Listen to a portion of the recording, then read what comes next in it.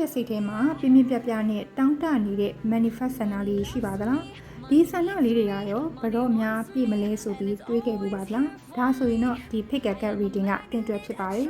ကိုယ့်ရဲ့စိတ်ထဲမှာအစွဲဆောင်ဆုံးဖြစ်မဲ့ကက်ကလေးတစ်ကက်ကိုအသက်ရှူသိမ်းရှူဖို့လုပ်ပြီးမှရွေးချယ်ပေးပါအဝါလေး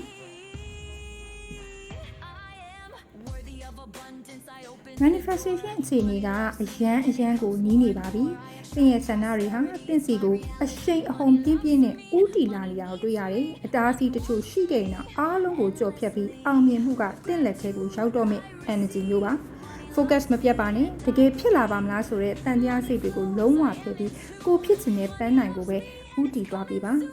။တပတ်က8ပတ်အတွင်း energy အပြောင်းလဲတွေကိုစတင်ခံစားရနိုင်ပါတယ်။အစိမ်းလေး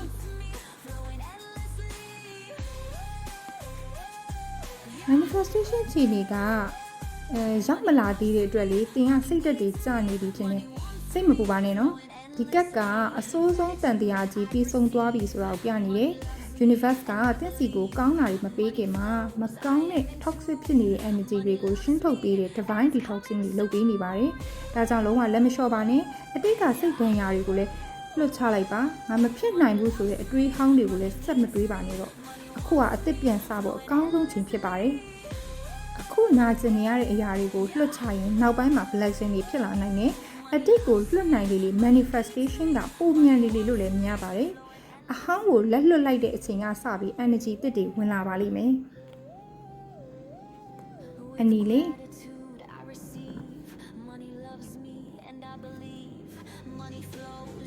ဒီကလေးရဲ့ manifestation အခြေအနေကတော့အင်မတန်မှ frequency မြင့်မားပါတယ်။သင်က abundance level တွေကိုရောက်နေတဲ့အတွက်သင်ဆန္ဒတွေကသင်စီကိုတန်လိုက်လို့ကိုဆွဲငင်ပြီးသားဖြစ်နေပါပြီ။သင်ရဲ့ယုံကြည်မှုတွေဆွဲဆောင်မှုတွေကအထွတ်ထိပ်ရောက်တဲ့အချိန်ဖြစ်တယ်။ဒါကြောင့်ကို